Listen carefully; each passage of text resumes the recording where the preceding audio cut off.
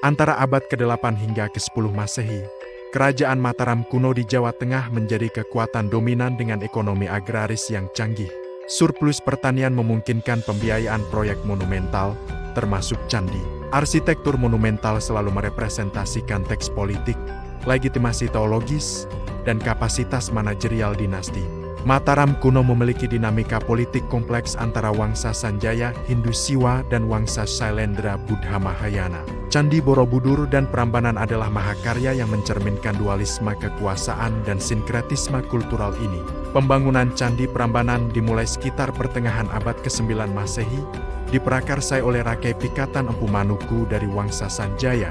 Peresmian Candi Suci untuk Dewa Siwa ini tercatat dalam Prasasti Siwagraha pada 12 November 856 Masehi. Pembangunan Prambanan adalah mega proyek lintas generasi yang dilanjutkan oleh raja-raja berikutnya, menunjukkan kedudukannya sebagai jangkar identitas nasional dan simbol supremasi negara. Pembangunan Prambanan muncul setelah Borobudur selesai. Ini didorong oleh beberapa motif. Pertama, restorasi hegemoni Wangsa Sanjaya. Setelah dominasi Shailendra dan Borobudur, Rakai Pikatan Sanjaya melakukan manuver politik, termasuk pernikahan dengan Pramodhawardhani Shailendra. Prambanan dibangun sebagai pernyataan politik untuk menandingi Borobudur, mendeklarasikan kembalinya supremasi Hindu dan Wangsa Sanjaya. Kedua, monumen kemenangan perang. Pembangunan Prambanan juga terkait dengan kemenangan Rakai Pikatan atas pemberontakan Balaputra Dewa. Prasasti Siwagraha mencatat pembangunan candi kolosal setelah Perang Saudara, menjadikannya monumen kemenangan politik dan militer. Ketiga, dinamika teologis dan sinkretisme. Beberapa ahli berpendapat bahwa kedua wangsa mungkin berasal dari keluarga yang sama. Dengan pergeseran afiliasi agama dari Hindu ke Buddha melahirkan Borobudur dan kembali ke Hindu melahirkan Prambanan. Setiap pergeseran divalidasi dengan pembangunan candi raksasa baru. Prasasti Siwagraha, prasasti Mataram kuno tertua berbahasa Jawa kuno, memberikan wawasan tentang pembangunan Prambanan. Pertama, fase konstruksi fisik dan rekayasa lingkungan. Prasasti ini merinci pembangunan gugusan Candi Siwa Siwagraha dengan bangunan pusat, pagar, dan candi perwara. Yang menakjubkan adalah dokumentasi rekayasa hidrologi canggih, yaitu pengalihan aliran sungai opak. Ini dilakukan untuk mengakomodasi luas kompleks dan mencegah banjir, serta menjaga integritas spiritual area suci. Kedua, fase peresmian spiritual dan ritual. Prasasti mencatat peresmian Siwagraha pada 12 November 856 Masehi. Diikuti ritual agung peresmian Arca Dewa. Penemuan kotak peripih dengan mantra dan lempengan emas Aiswarya mengkonfirmasi dedikasi spiritual.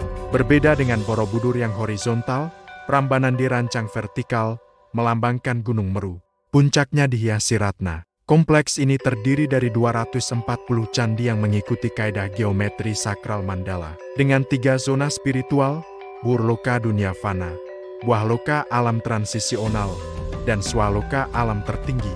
Di pelataran terdalam berdiri Candi Trimurti Siwa, Brahma, Wisnu dan Candi Wahana Nandi, Angsa, Garuda.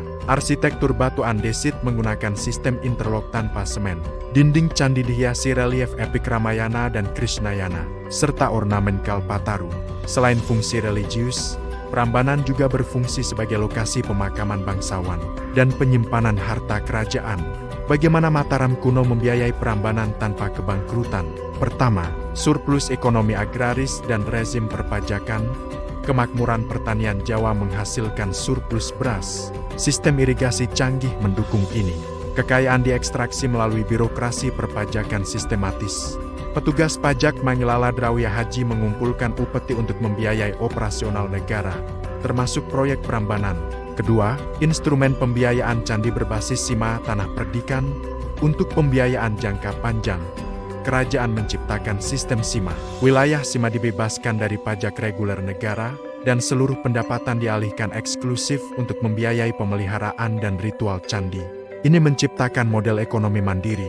Prasasti Siwagraha mencatat penetapan Humasah yang sawah milik dewa untuk pembiayaan abadi Siwagraha. Ketiga, volatilitas politik dan ekonomi pendanaan candi. Prasasti Wanua Tengah ketiga menunjukkan bahwa pendanaan candi sangat fluktuatif. Raja-raja dapat mencabut atau mengalihkan status sima. Keputusan Rakai Pikatan mencabut dana dari bangunan suci Buddha menunjukkan pergeseran prioritas alokasi anggaran untuk Prambanan. Pembangunan Prambanan melibatkan, pertama, manajemen logistik dan tenaga kerja, mobilisasi ribuan pekerja terampil untuk memotong, memahat, dan mengangkut batuan andesit. Arsitek Sthapaka memimpin desain. Kedua, biaya ritual pengesahan ekonomi Sima Pasek-Pasek, upacara manusuk Sima sangat mahal. Dipimpin oleh pendeta Sang Makudur, melibatkan sumpah dan kutukan. Kerajaan mendistribusikan pasek-pasek hadiah mewah, berupa emas, perak, dan tekstil impor kepada raja, pejabat, dan saksi. Prasasti mencatat pengeluaran emas yang fantastis. Untuk upacara ini, menunjukkan likuiditas ekonomi Mataram kuno.